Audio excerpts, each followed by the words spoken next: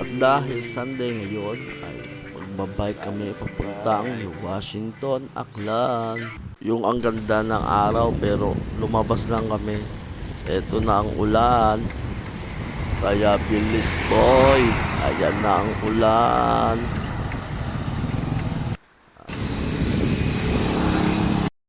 At ayun nga guys, nabutan kami ng ulan.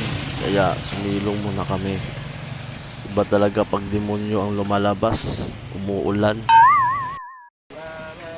Blessing ba ito Lord o sumpa? At tumila na rin ang ulan guys, kaya magpapatuloy na kami ngayon sa pagbabay. Dito nga kami dumaan sa Andagaw pagkatapos ng Puok Park.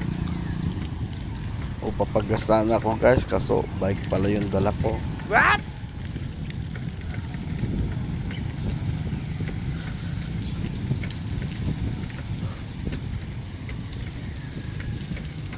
Ito pala guys ang ayahay na kainan dito sa Puok Park. Shout out kay Sherwin aka Boy Paldo Nax Cover Boy.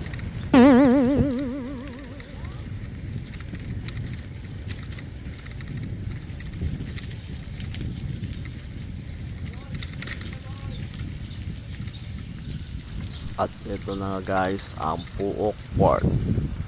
Kaya ganda ang pagmasdan. Wala man lang nag-jogging.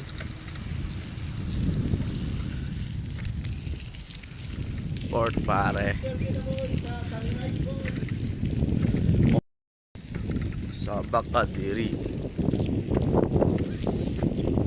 Napakagwapo ko talaga guys, lalo na pag walang ligo. What? Ito pala ang Papa Lando Gas Station. Mura na, gwapo pa ang may-ari. Charot. What? Dito na pala kami guys sa Puok Road. Malapit na kami sa New Washington.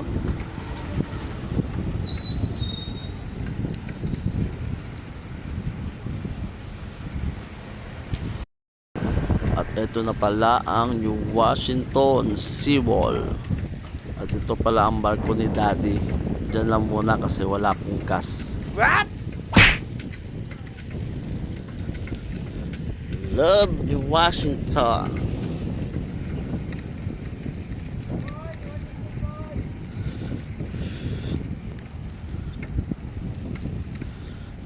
Ayun nga guys, nakarating na kami sa poblasyon New Washington. Nahanap pala namin yung shop ng kasama naming technician na si Troncoso. Kukunin kasi namin yung stand ng bike.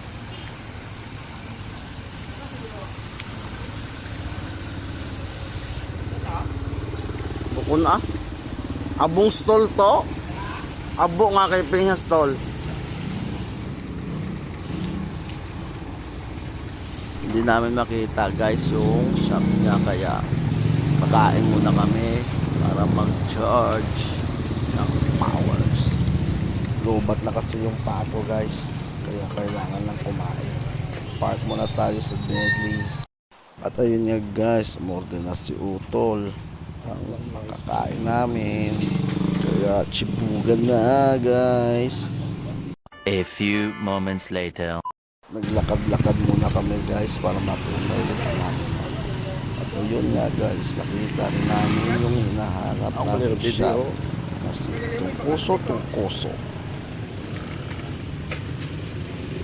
O si Tungkoso tao.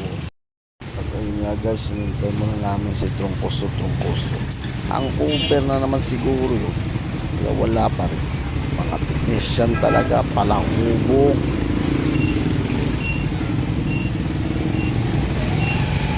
Sensado na talaga yung Washington. Pedicab, electric cab na. Electric bike o taruso. Many minutes later. At yun nga guys, nakuha na namin yung stand, kaya uwian na. Bye bye.